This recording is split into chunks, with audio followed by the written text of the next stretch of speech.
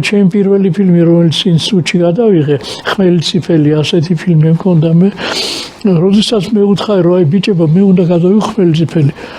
ჩაფიქრდნენ ყველანი და თამაზმელიავამ და მითხრა, რომ ბიჭო, შენცი თამაზი სულ მერა ბულკას მეძახდა, იმის რომ ყველაზე პატარა ვიყავი, 18 წლის ვიყავი, რომ ჩავაბარე. ის კი რო ჩავაბარე, სულიკო ჟღენტი, შესანიშნავი დრამატურგი, იმას უკვე ომი ქონდა გამოვლილი და როდესაც შევედი ინსტიტუტში, დამინახა სიგარეტს ეწეოდა, მიყუდებული იყო. გამარჯობა, შენ ვინახა რომ მე უთხარი, ესე რა გინდა, ჩაბარება მინდო. რამდენი წლის ხარ? 18-ის უთხარი. ჩაბარე,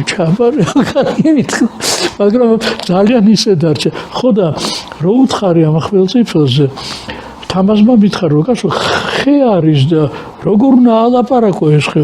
მე უთხარი, მე ვიცი, კუნესით დაიწყება ყველაფერი. რა კუნესითო? მე უთხარი, ნაჯახს დაარტყავს გლეხი და აკუნესდება და მერე წავა ტექსტია. ჩაიქნია ხელი და ოთარი ოსელიამმა თვალი ჩამიკრა. გააკეთე, ოთარი უფრო თავისუფალი იყო. თამაზი როგორი იყო, იცით, უნიჭიერესი ადამიანი რა, თამაზმელიავა.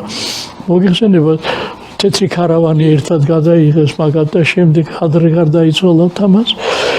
მოკლედ აი ესეთი იყო, გაცვლა გამოსვლა იყო უწყვეტად და ჩვენ მეგობრებად სუბოლომდე დავრჩით. უკეთესი მეგობარი დღეს ელდარი ჩემზე უფროსი არის, ლანა ღაუბერიძე ჩემზე უფროსი არის.